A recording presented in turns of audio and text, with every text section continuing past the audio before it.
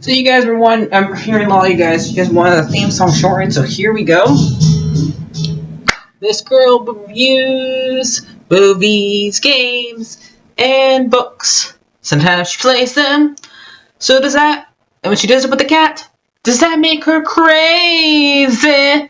Does that make her crazy? Probably. So, it's shorter. There you go. Crazycatlady or Martha Butler does not own any trailers or pictures. I use them under fair use, educational, for education and entertainment purpose. Hi everybody, so my movie that I'm review for this week that is Halloween related is Ichabod and Mr. Toad, or the longer version, Wind in the Willows and Sleepy Hollow. The Disney version. So this movie covers two different books from two different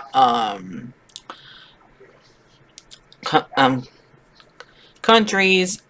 Wind in the Willows is British, England, UK book, and Sleepy Hollow is an American book. So let's find out who wrote these books before I review this. So, Wind and Willow is written by Keith Grimmer. This one I have not read, so I won't be able to tell if this book is faithful, this movie is faithful or not. Maybe I should read this book eventually, but I have not read it yet, so I don't know if it's faithful or not. Sleepy Hollow is written by Washington Leavitt. Now, this one is very faithful.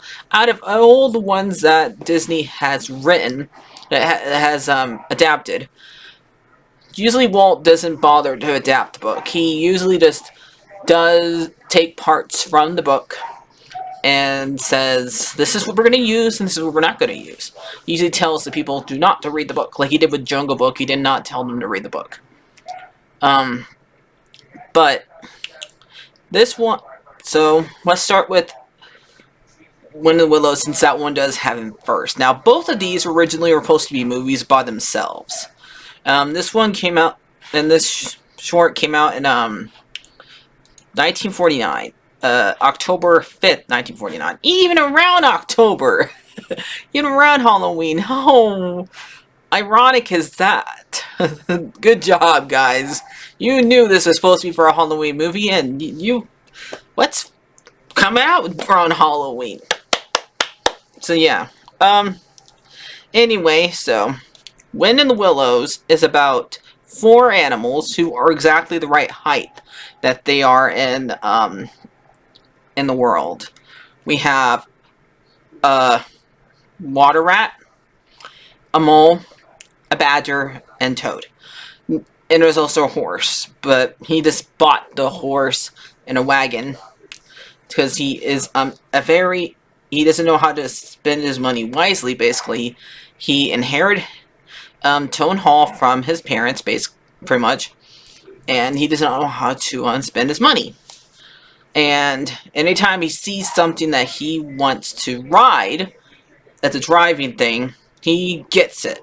He gets like a little high off of buying it, basically, and it doesn't leave him until he gets a hold of that thing. So yeah. And so the fact that he keeps on buying all these things that he's not supposed to, the badger is the one that makes sure all the bills gets paid. People are knocking on his door. Actual people, not animals. And we have the mole, and so Badger goes and tells Mole and the rat after they come over to find out what's going on with the Toad, to make sure he keeps his house, that he just bought a wagon and a horse, and they have to go and tell him to get rid of the wagon and the horse because he cannot afford it because he is behind in the payments that of the stuff that he already bought. So, but he won't listen. Then he sees a car, or as they say, a motor car, automobile. Because this was made back when these things were just barely just being invented, and so that's when this book was written. It was written during the time when the car was just invented. That's all I know basically about it. Otherwise, it wouldn't be that big of a deal for anything to see a car. So yeah, that's why it's a new fancy thing. And he has to go and get it, wants to get it, but he's not able to, he can't afford it.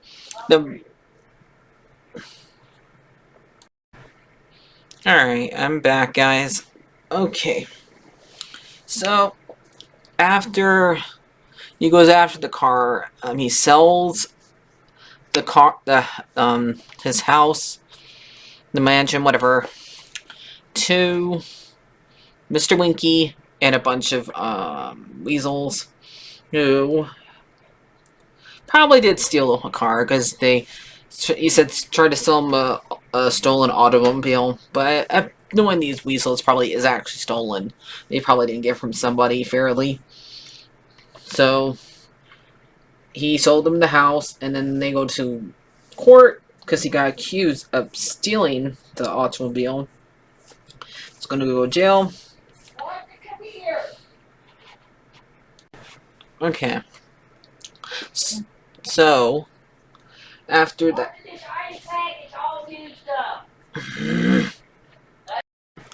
Alright, so there's lawyers there.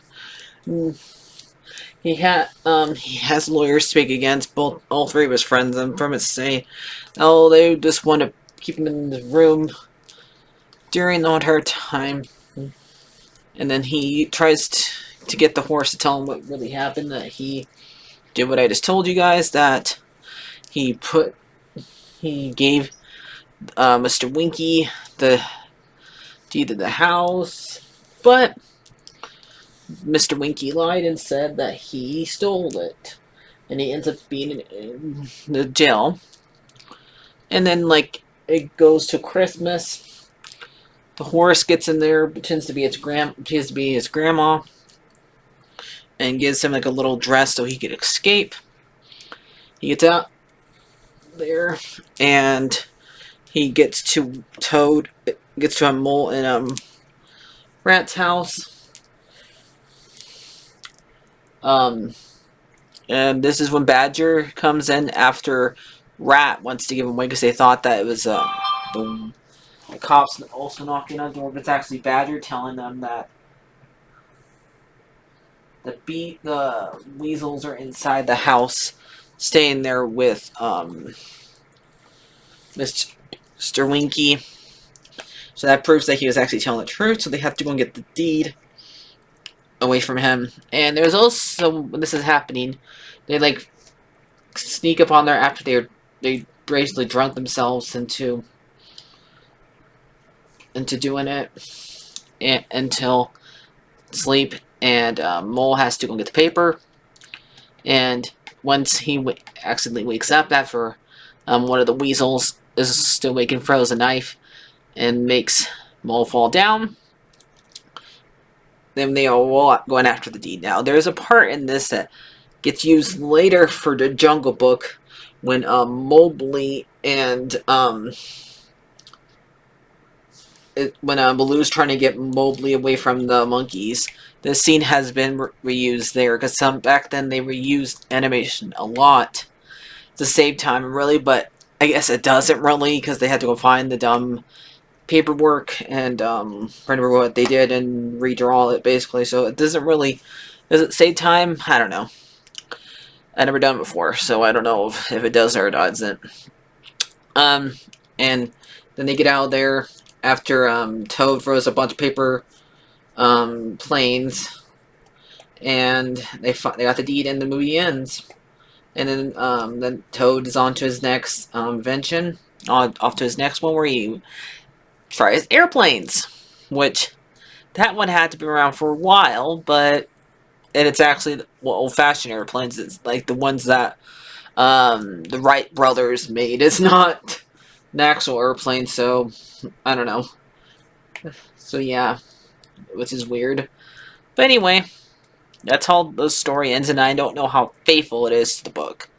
So yeah, that one was originally supposed to be a movie, but it wasn't because this was being made during the war, and so they really couldn't do it. They didn't, I guess they didn't have enough animators at the time, and there was, so yeah, and they were still recovering from a lot of these package films not making a lot of money. So yeah, because after this they do Cinderella, and that was a bit of a gamble because if Cinderella didn't do well, the company would have gone bankrupt. But the next one that I'm going to talk about here on here is Sleepy Hollow. Now this one's very faithful to the book. Like I said, if you read the book, it's about a teacher named Ichabod who is in love with a farmer's daughter named Katrina, and there's also Stromboli who also loves her, and they're both pretty much fighting over her, who should have her. And eventually, they have a party, and Stromboli learns Stromboli how am I saying Stromboli? What's his name? Hold on, I'm gonna learn how to say this guy's name. Braun, who is like the strongest person in town, and Katrina, and both of them are basically just. Braun wants to have him because he thinks he's the strongest man alive. He's basically like Gaston before Gaston. And he. And he's actually. I don't know, the way he beats up everybody and scares everybody off to make sure she gets Katrina is terrible. And the way that Katrina just sits there and lets boys fight over her is terrible. And the reason why Ichabod wants her is because of her dad is one of the richest people in town, and he just wants her for her money. If she was a daughter of somebody, he wouldn't care, because before he was just going after every girl in the town before she came along, and go and get food from kids' teachers. He uses and for himself basically.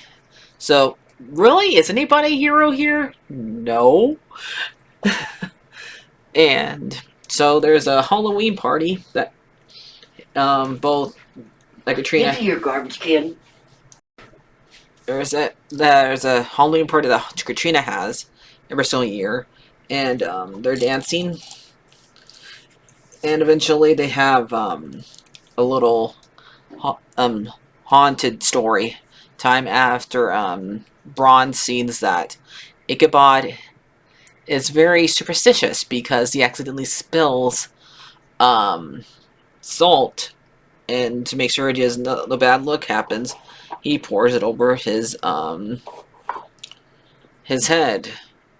And he also was like kissing a lucky horse that he saw, a lucky horseshoe that he saw earlier when Stromboli tried to when I say Bronze, his name's Bronze. Stop calling him the guy from Pinocchio. And so Bronze gets an idea to tell a very scary story about an old an old guy who died by getting his head cut off by a cannon from the Revolutionary War, and he goes around and is searching for his head, and he cuts people's heads off. That's what the Headless Horseman was based off of. And then Ichabod leads him in around like around 3 o'clock, because he says he's going home by the witching hour, so it's around 3 o'clock in the morning. And he's going on his horse, and he's like gets spooked by every single noise around him, until we hear the scary laugh of the Headless Horseman, but he's only one. It's Braun dressed up as him, and because he's the only one with a black horse, so it's him. And he goes and tries to kill him, but I love this scene. It's so good, and I love the laugh that they have the Headless Horseman do here. And go, yeah! All the time while he's being chased, and he basically chases him until he gets to a bridge, and he throws a pumpkin at him, and then he kills him. Now, we don't see this happen. We just know it happens. There's a pumpkin there.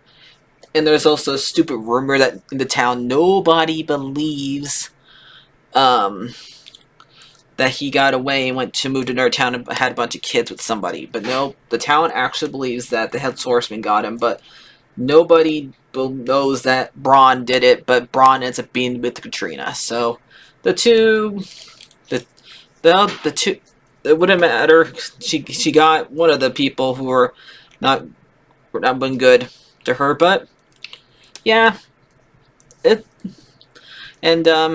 these two little shorts be better as a movie? I don't know. Maybe it would have been a cool what if to see if to see both these movies, both these shorts into an actual movie. But what are you gonna do? But I think they're both good. They're both good. Really, Sleepy Hollow short is really good to watch Halloween. The only reason why I watched Wind Willows because it came along with the ride, because they're both in the same movie. So I think this is a good short. You guys, good movie. It's on Disney Plus. It's one of the few ones that nobody says there's anything wrong with it, and they still use these characters every now and then. You see the rat and the mole in Disney's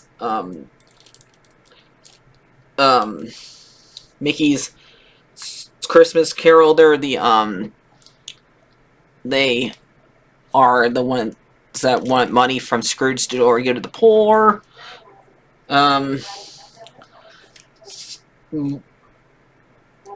Toad is in that one too. He's also in Who Framed Roger Rabbit. All of them were basically in the one that we just watched earlier, that of Once Upon a Studio. Poor Ichabod almost gets his head cut off by Goofy. He's bringing the ladder. You see Badger, Rat, and Mole walk in front of the TV right before the puppies see Chernabog jump out at them. So yeah. Oh yeah, and Toad found a new fun. He was on the carpet. Yeah, and he escaped poor Scar heart attack. But we know Scar deserved it. So, let's see. Oh yeah, the Headless Horseman was in the bathroom with Gaston in that short. Yeah. So, go watch this. And if I forgot anything when these characters were used ever again, I think out of all these movies, during that time period, the wartime era, this is the best one. But that's not saying much, because most during the 40s, the wartime ones. So, because the older ones were made after the ones between Bambi and Cinderella. Okay, those are the ones I'm talking about. So yeah, because Bambi's not part of it. Bambi's part of the golden era, and Cinderella's part of the silver era. So yeah, only one I have not talked about is during that time period is Make My Music and the other musical one that's basically like another version of Fantasia, because there's not much to say. So I'll see you guys later. I'll find. So I don't know what to get this one, but this one's probably a 7. So I'll see you guys later. Like, favorite, and subscribe, and happy Halloween. Bye-bye.